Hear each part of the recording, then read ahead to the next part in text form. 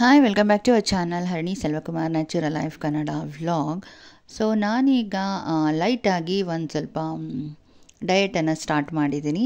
So ಅಂದರೆ ನಾವು diet ಅಂದ ತಕ್ಷಣ ತುಂಬ ಹೆವಿಯಾಗಿ ಎಕ್ಸಸೈಸಸ್ ಅಥವಾ ಎಲ್ಲ ಸ್ಟಾರ್ಟ್ ಮಾಡೋಕ್ಕಾಗಲ್ಲ. ಸೊ ಹಂತ ಹಂತವಾಗಿ ಸ್ಟಾರ್ಟ್ ಮಾಡೋಣ ಅಂತ ಹೇಳಿ ನಾನು ಫಸ್ಟು ಬಿಸಿನೀರಿಂದ ಸ್ಟಾರ್ಟ್ ಮಾಡೋಣ ಅಂತ ಹೇಳಿ ಶುರು ಮಾಡ್ತಾಯಿದ್ದೀನಿ. ಸೊ ನಾನು ಮೊದಲು ಬೆಳಗ್ಗೆ ಎದ್ದು ಯಾವುದೇ ವಾಟರ್ ಕುಡಿತಾ ಇರಲಿಲ್ಲ. ಬಟ್ ಈಗ ಡಯಟ್ ಅಂತ ಬಂದಾಗ ಸೊ ಬೇಸಿಕಲಿಯಿಂದನೇ ಸ್ಟಾರ್ಟ್ ಆಗುತ್ತಲ್ವ, ಸೊ ಹಾಗಾಗಿ ಬಿಸಿನೀರನ್ನು ಕುಡಿತಾ ಇದ್ದೀನಿ. ಹಾಗೆ ಏಂಜಲ್ಗೂ ಕೂಡ ಅಭ್ಯಾಸ ಈಗಿಂದನೇ ಮಾಡಿಸೋಣ ಅಂತ ಹೇಳಿ ಮಾಡಿಸ್ತಾ ಇದ್ದೀನಿ. ಸೊ ಪಾಪ ಅವಳು ರೆಗ್ಯುಲರಾಗಿ ಮಾಡೋದಕ್ಕೆ ಮನೇಲಿರಲ್ಲ, ಬಟ್ ಓಕೆ ನಾನು ಮಾಡೋಣ ಅಂತ ಹೇಳಿಬಿಟ್ಟು ಒಂದು ಬಿಸಿನೀರನ್ನು ಬಾಯ್ಲ್ ಮಾಡೋ ಜಗ್ಗನ್ನು ತೊಗೊಂಡು ಬಂದು ಈಗ ಬಿಸಿನೀರು ಕುಡ್ದಾಯಿತು. ಇವತ್ತಿನ ಒಂದು ಲಂಚಿಗೆ ಚಿಕನ್ ಚಾಪ್ಸ್ ಮಾಡೋಣ ಅಂತ ಅಂದ್ಕೊಂಡು ಲೈಫ್ ಲೈನ್ ಕಡೆಯಿಂದ ಈ ಚಿಕನನ್ನು ತರಿಸಿದ್ದೀನಿ. ಕೆ ಜಿಗೆ 120 ರೂಪೀಸ್. ಸೊ ನಾನು ಬಿಲ್ ಕೂಡ ನಾನು ನಿಮಗೆ ಶೋ ಮಾಡ್ತೀನಿ. 1 ಕೆ ಜಿಗೆ 220 ರೂಪೀಸ್ ಇದೆ. ನಾನು 120 ಅಂದ್ಬಿಟ್ನಾಗಲೇ ಓಕೆ 220. ಸೊ 220 ರೂಪೀಸ್ ಇದೆ 1 ಕೆ ಜಿಗೆ. ಸೊ ತುಂಬ ಫ್ರೆಶ್ ಚಿಕನ್ ಸಿಗುತ್ತೆ ಆ್ಯಂಡ್ ತುಂಬ ಹೆಲ್ದಿಯಾಗಿರುತ್ತೆ. ಓಕೆ, ಇವತ್ತು ಈ ಚಿಕನಲ್ಲಿ ನಾನು ಏನೆಲ್ಲ ಮಾಡೋಣ ಅಂತ ಅಂದ್ಕೊಂಡಿದ್ದೆ, ಬಟ್ ಯಾಕೋ ತುಂಬ ದಿನ ಆಯಿತು ಚಿಕನ್ ಚಾಪ್ಸ್ ಊಟ ಮಾಡಿ. ಸೊ ಹಾಗಾಗಿ ಚಿಕನ್ ಚಾಪ್ಸ್ ಮಾಡೋಣ ಅಂತಲೇ decide. Natural life Kannada vlog. So ಇವತ್ತು ಸಂಡೇ ಆದ್ದರಿಂದ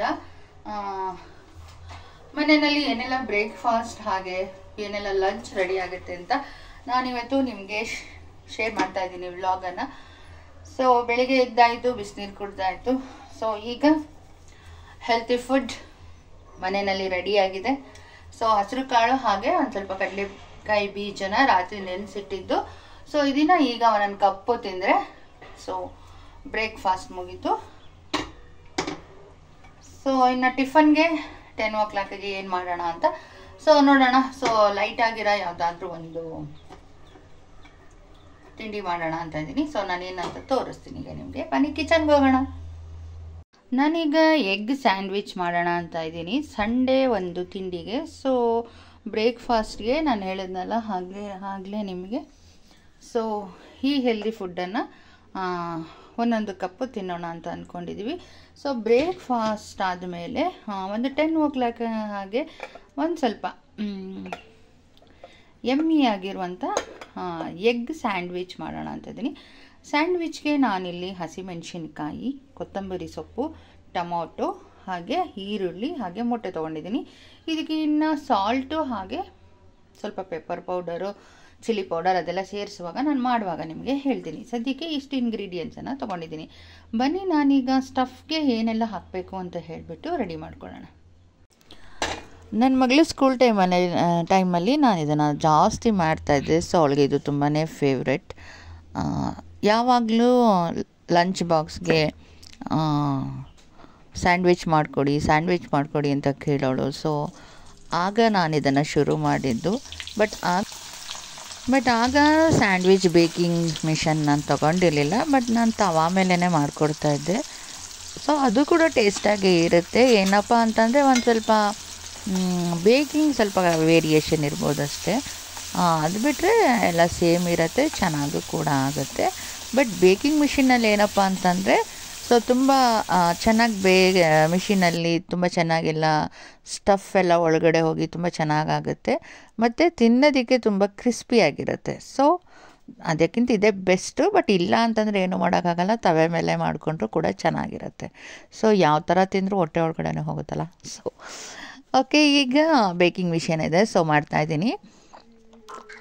ಸ್ಟಫ್ಗೆ ನಾನಿಲ್ಲಿ ಈರುಳ್ಳಿ, ಟೊಮೊಟೊ, ಹಸಿಮೆಣಸಿನ್ಕಾಯಿ, ಕೊತ್ತಂಬರಿ ಸೊಪ್ಪು, ನಿಮ್ಗೆ ಏನೆಲ್ಲ ಇಂಗ್ರೀಡಿಯೆಂಟ್ಸ್ ತೋರಿಸಿದ್ನೋ ಅದೆಲ್ಲವನ್ನು ನಾನಿಲ್ಲಿ ಹಾಕಿದ್ದೀನಿ.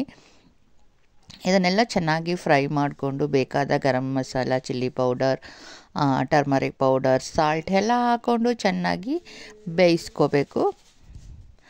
ಬೇಯಿಸ್ಕೊಂಡು ನಂತರ ಇದಕ್ಕೆ ನಾನು ತೊಗೊಂಡಿರೋ 3 ಎಗ್ಗನ್ನು ಹಾಕಿ ಚೆನ್ನಾಗಿ ಸ್ಟಿರ್ ಮಾಡಿ ಬೇಯಿಸಿದ್ರೆ ಸ್ಟಫ್ ರೆಡಿ ಆಗುತ್ತೆ. ಸೊ ಇದು ಜಾಸ್ತಿ ಸ್ನ್ಯಾಕ್ಸ್ ಟೈಮ್ಗೆ ತುಂಬ ಚೆನ್ನಾಗಿ ಇಷ್ಟ ಆಗುತ್ತೆ. ಸೊ ನಾನಿವತ್ತು ಇದನ್ನು ಬ್ರೇಕ್ಫಾಸ್ಟ್ ಟೀ ಜೊತೆಗೇ ಮಾಡ್ತಾಯಿದ್ದೀನಿ. ಕೆಲವು ಟೈಮಲ್ಲಿ ಆಫೀಸಿಂದ ಬಂದಾಗ ಆಗಿರ್ಬೋದು, ಅಥವಾ ಸಂಡೇ ಟೈಮಲ್ಲಿ ಫ್ಯಾಮಿಲಿ ಎಲ್ಲ ಜೊತೆಲಿರುವಾಗ ಇರ್ಬೋದು. ಸೊ ಆ ಟೈಮಲ್ಲಿ ಇದನ್ನು ಮಾಡಿದ್ರೆ ತುಂಬ ಚೆನ್ನಾಗಿರುತ್ತೆ, ಮನೆಯಲ್ಲಿ ತುಂಬ ಚೆನ್ನಾಗಿ ಟೈಮ್ ಪಾಸ್ ಆಗುತ್ತೆ ಅಂತ ಸೊ ನನ್ನ ಅಭಿಪ್ರಾಯ. ಹೆಣ್ಮಕ್ಳು ನೋಡಿದ ತಕ್ಷಣ ಏನು ಎಲ್ಲ ಇಂಗ್ರೀಡಿಯೆಂಟ್ಸ್ ಹಾಕ್ಬೇಕಂತ ಬೇಗ ಬೇಗ ತಿಳ್ಕೊತೀವಿ, ಮಾಡ್ತಾಯಿರ್ತೀವಿ. ಸೊ ಅಡುಗೆ ಮಾಡಿ ರೂಢಿ ಇರೋರು ಜಸ್ಟ್ ಒಂದು 5 ಮಿನಿಟ್ಸ್ ನೋಡಿದ್ರೆ ಸಾಕು, ಎಲ್ಲ ಕ್ಯಾಚ್ ಮಾಡಿಕೊಂಡು ಮಾಡ್ತೀವಿ ಅಲ್ವಾ. ಸೊ ನಾನೀಗ 3 ಮೊಟ್ಟೆಯನ್ನು ಹಾಕ್ತಾಯಿದ್ದೀನಿ. ಸೊ ಈಗ ಇನ್ನೇನು 2 ಸೆಕೆಂಡ್ಸಲ್ಲಿ ನನ್ನ ಒಂದು ಸ್ಟಫ್ ರೆಡಿ ಆಗುತ್ತೆ.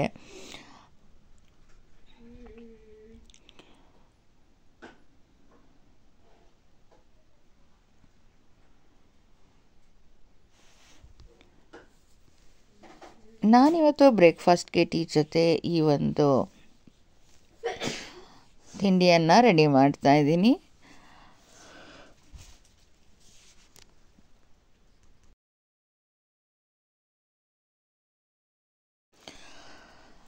ಮನುಷ್ಯ ಬಹಳ ಇಷ್ಟಪಟ್ಟು ತಿನ್ನುವಂಥದ್ದು, ಮನುಷ್ಯ ಬದುಕೋದಕ್ಕೆ ಆಸೆ ಪಡುವಂಥದ್ದು ಒಂದು ತುತ್ತಿನ ಊಟ. ಬಟ್ ಆ ಒಂದು ತುತ್ತಿನ ಊಟ ಚೆನ್ನಾಗಿರಬೇಕು ಮತ್ತು ಒಳ್ಳೆ ಚಾಯ್ಸ್ ಆಗಿರಬೇಕು ಅಂತ ನನ್ನ ಅಭಿಪ್ರಾಯ.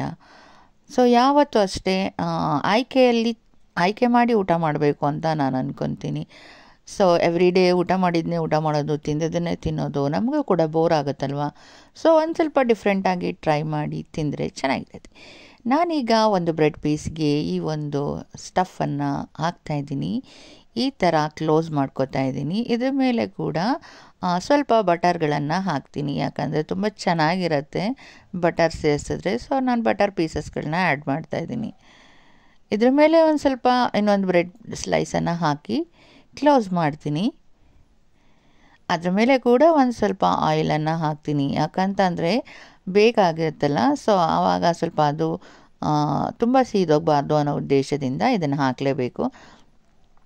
ಹಾಗಾಗಿ ಒಂದು ಸ್ವಲ್ಪ, ತುಂಬ ಜಾಸ್ತಿ ಬೇಡ. ಸೊ ಹಾಗಾಗಿ ಅದೆಷ್ಟು ಬೇಕಾಗಬೇಕೋ ಅಷ್ಟು ಆಯಿಲನ್ನು ಹಾಕಿ ಇಡಿ.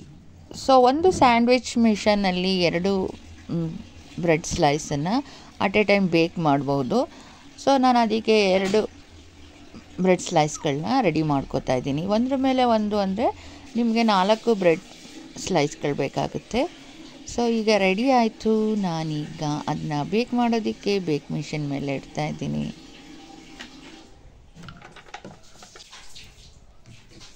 ಆನಾಗಿ ಒಂದು 5-6 ಸೆಕೆಂಡ್ ಅಷ್ಟರಲ್ಲಿ ಬೇಕಾಗೋಗುತ್ತೆ. ನೋಡಿ ಎಷ್ಟು ಚೆನ್ನಾಗಿ ಬಂದಿದೆ ಅಂತ.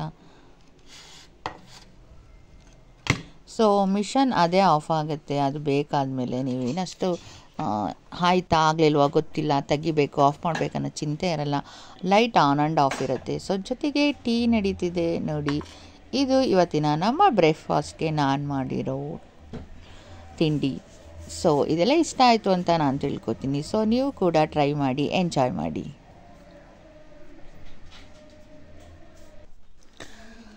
ನಮ್ಮ ಟೈಸನ್ ನಮ್ಮ ಮನೆಯಲ್ಲಿ ರಿಮೋಟೆಲ್ಲ ಕಚ್ಚಿ ಹಾಳು ಮಾಡಿದ್ದಾನೆ. ಸೊ ನಾನು ಬೈತಾ ಇದ್ದೀನಿ, ಸೈಲೆಂಟಾಗಿ ಕೂತಿದ್ದಾನೆ. ಸೊ ನಾನು ಬೈವಾಗ ಈ ಥರ ರಿಯಾಕ್ಷನ್ ಕೊಡ್ತಾನೆ ನಮ್ಮ ಟೈಸನ್. ನೋಡಿ ಎಲ್ಲ ಯಾವ ಥರ ಕಚ್ಚಾಕಿ ತೂತೆ ಮಾಡಿಬಿಟ್ಟಿದ್ದಾನೆ ರಿಮೋಟನ್ನು. ಸೊ ಅದು ಕೂಡ ಹೊಸ ರಿಮೋಟೇ, ಆದರೂ ಕೂಡ ಅದನ್ನು ಹಾಳು ಮಾಡಿಟ್ಟಿದ್ದಾನೆ. ಅವನ ಮುಂದೆ ಯಾವ ವಸ್ತುನೂ ನಾವು ಹೇಳೋಕ್ಕಾಗಲ್ಲ. ಅದೇ ಖುಷಿಲಿದ್ದಾಗ ಈ ಥರ ಮಲ್ಕೊಂಡು ಹುಳ್ಳಾಡ್ತಾನೆ ನೆಲದ ಮೇಲೆಲ್ಲ. ಸೊ ಇದು ಇವನ ರಿಯಾಕ್ಷನ್ ಎವ್ರಿ ಡೇ ನಾವು ನೋಡ್ತಾ ಇರ್ತೀವಿ. ಸೊ ಅವನ ಒಂದು ತುಂಟಾಟ ತರಲೆನ ನಾನು ನಿಮ್ಮ ಜೊತೆ ಶೇರ್ ಮಾಡ್ತಾಯಿದ್ದೀನಿ. ಮನೆ ಮುಂದೆ ಹಳೆ ಪೇಂಟ್ ಹಾಕಿ ಅದ್ರ ಮೇಲೆ ರಂಗೋಲೆ ಇತ್ತು. ಸೊ ಅದು ಒಂದು ಸ್ವಲ್ಪ ನನಗೆ ದಿನ ರಂಗೋಲೆ ಬಿಡೋದಕ್ಕೆ ಡಿಸ್ಟರ್ಬೆನ್ಸ್ ಆಗ್ತಿತ್ತು. ಅದಕ್ಕೆ ಒಂದು ಸಣ್ಣ ಬಾಕ್ಸ್ ಪೇಂಟ್ ತೊಗೊಬಂದು ನಾನು ಎಷ್ಟು ರಂಗೋಲೆ ಬಿಡ್ತೇನೋ ಅಷ್ಟು ಜಾಗಕ್ಕೆ ಪೇಂಟ್ ಮಾಡ್ತಾಯಿದ್ದೀನಿ. ಸೊ ಎವ್ರಿ ಡೇ ರಂಗೋಲಿ ಬಿಟ್ಟರೆ ಒಂಥರ ಚೆನ್ನಾಗಿ ಕಾಣುತ್ತಲ್ಲ. ಸೊ ಅದಕ್ಕೋಸ್ಕರ ನಾನೀಗ ಪೇಂಟ್ ಮಾಡ್ತಾಯಿದ್ದೀನಿ ನಮ್ಮನೆ ಬಾಗಿಲಿಗೆ. ಸೊ ರೆಡ್ ಪೇಂಟ್ ತರಬೇಕಾಯಿತು, ಮಿಸ್ಸಾಗಿ ಬ್ರೌನ್ ಪೇಂಟ್ ತಂದೆ. ಇಟ್ಸ್ ಓಕೆ ಅಂತ ಅಡ್ಜಸ್ಟ್ ಮಾಡ್ಕೊತಾ ಇದ್ದೀನಿ. ಹೊಡೆದಾದ್ಮೇಲೆ ಅನ್ನಿಸ್ತು ಇದಕ್ಕೆ ರೆಡ್ ಪೇಂಟ್ ಹಾಕಬೇಕಿತ್ತು ಅಂತ. ಬಟ್ ಆದರೂ ಏನೋ ಒಂಥರ ಇಷ್ಟ ಆಗಲಿಲ್ಲ ಪೇಂಟ್ ನನಗೆ. ಇನ್ನೇನು ಮಾಡೋದು ಅಂತ ಹೊಡೆದಿದ್ದೀನಿ. ನೋಡೋಣ ನೆಕ್ಸ್ಟ್ ಟೈಮ್ ಯಾವಾಗಲಾರ ಮೂಡ್ ಚೇಂಜ್ ಆದರೆ ರೆಡ್ ಪೇಂಟ್ಗೆ ಕನ್ವರ್ಟ್ ಮಾಡ್ತೀನಿ.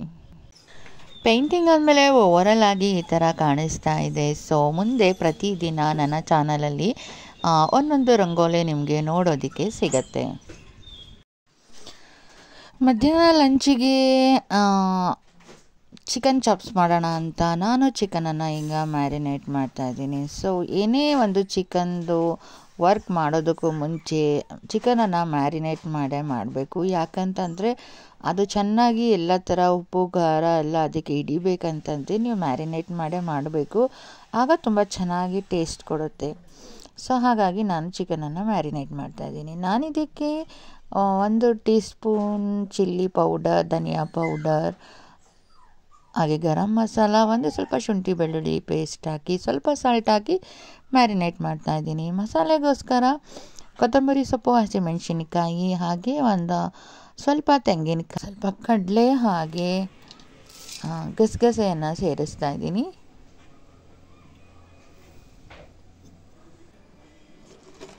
ಸ್ವಲ್ಪ ಜೀರಾ, ಚಕ್ಕೆ, ಲವಂಗ, ಮಸಾಲೆ ಐಟಮ್ಗಳನ್ನು ಹಾಕ್ತಾಯಿದ್ದೀನಿ.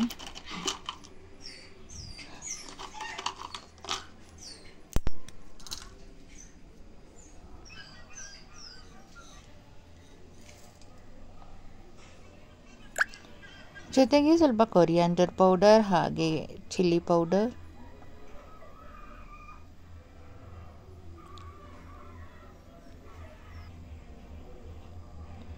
ಸ್ವಲ್ಪ ಕಾಳುಮೆಣಸಿನ ಪುಡಿ ಹಾಕ್ತಾ ಇದ್ದೀನಿ. ಹಾಗೆ ಸ್ವಲ್ಪ ಟೊಮೊಟೊನ ಸೇರಿಸ್ತಾ ಇದ್ದೀನಿ.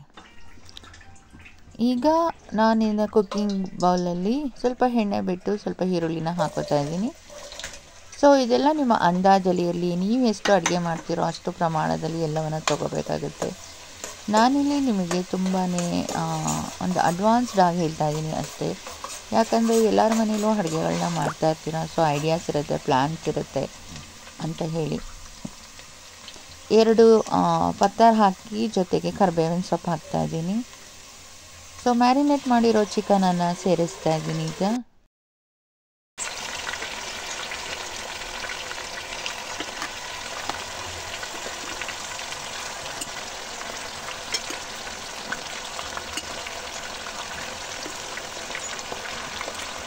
ಚಿಕನ್ ಅಡುಗೆ ಮಾಡುವಾಗ 1 ಅವರ್ ಮುಂಚೆ ಚಿಕನ್ ಮ್ಯಾರಿನೇಟ್ ಆಗಿರಬೇಕು.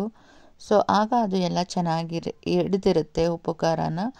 ಸೊ ಆಗ ನೀವು ಅಡುಗೆ ಮಾಡುವಾಗ ನಿಮಗೆ ಜಾಸ್ತಿ ಪ್ರಮಾಣದಲ್ಲಿ ಅದು ನಿಮಗೆ ಟೇಸ್ಟ್ ಕೊಡುತ್ತೆ ಅಂತ ನಾನು ಅಂತೀನಿ.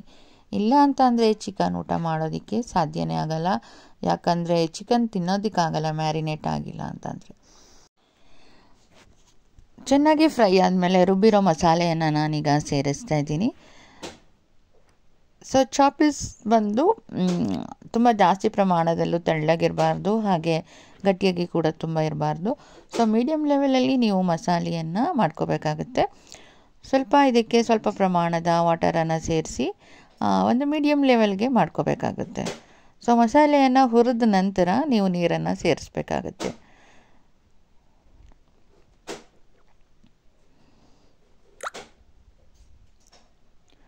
ಸೊ ಈಗ ಇದು ಕುದ್ದಾಗ ನಿಮಗೆ ಸರಿಯಾದ ಪ್ರಮಾಣಕ್ಕೆ ಬರುತ್ತೆ.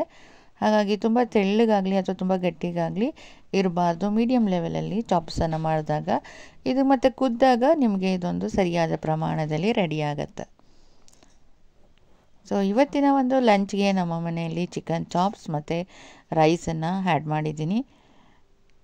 ಸೊ ಈಗ ಕುದಿಯುವ ಪ್ರಮಾಣದಲ್ಲಿ ಮ್ಯಾರಿನೇಟ್ಗೂ ಕೂಡ ನಾವು ಸಾಲ್ಟ್ ಹಾಕಿರ್ತೀವಿ.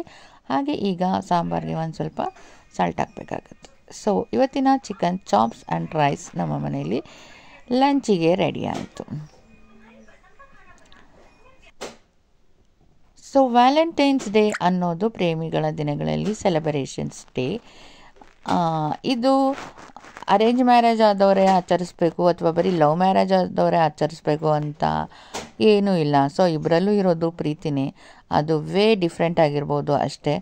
And celebration is important for every couple. And be positive, live positive ಅಂತ ನಾನು ಹೇಳೋದಕ್ಕೆ ಇಷ್ಟಪಡ್ತೀನಿ. ಸೊ ನಾವು ಯಾವಾಗಲೂ ಪಾಸಿಟಿವ್ ಆಗಿ ಥಿಂಕ್ ಮಾಡಿದ್ರೆ ಲೈಫಲ್ಲಿ ಎಲ್ಲವೂ ಪಾಸಿಟಿವ್ ಆಗಿ ನಡೆಯುತ್ತೆ. ಯಾವಾಗಲೂ ನೆಗೆಟಿವ್ ಆಗಿ ಥಿಂಕ್ ಮಾಡ್ತಾಯಿದ್ರೆ ನೆಗೆಟಿವ್ ಆಗಿ ನಮ್ಮ ಲೈಫ್ಗಳಲ್ಲಿ ನೆಗೆಟಿವ್ ಎನರ್ಜಿ ಜಾಸ್ತಿ ಆಗುತ್ತೆ. ಸೊ ಅದಕ್ಕೋಸ್ಕರ ಯಾವಾಗಲೂ be positive, live positive and celebrate for always ಅಂತ ಹೇಳೋಕ್ಕೆ ಇಷ್ಟಪಡ್ತೀನಿ. ಸೊ ಎಲ್ಲ ಪ್ರೇಮಿಗಳಿಗೂ ಮತ್ತು ಎಲ್ಲ ಒಂದು ಕಪಲ್ಸ್ಗಳಿಗೂ, ಅವರು ಹಳಬರಾಗಿರಲಿ ಹೊಸಬರಾಗಿರಲಿ, ನನ್ನ ಚಾನಲ್ ಕಡೆಯಿಂದ happy Valentine's day for every couple. And ದೇವ್ರು ಎಲ್ರಿಗೂ ಒಳ್ಳೇದು ಮಾಡಲಿ ಅಂತ ನನ್ನ ಚಾನಲ್ ಮೂಲಕ ನಾನು ಕೇಳ್ಕೊತೀನಿ. ಮತ್ತೆ ಸಿಗೋಣ. ಅಲ್ಲಿವರೆಗೂ ನಮಸ್ಕಾರ.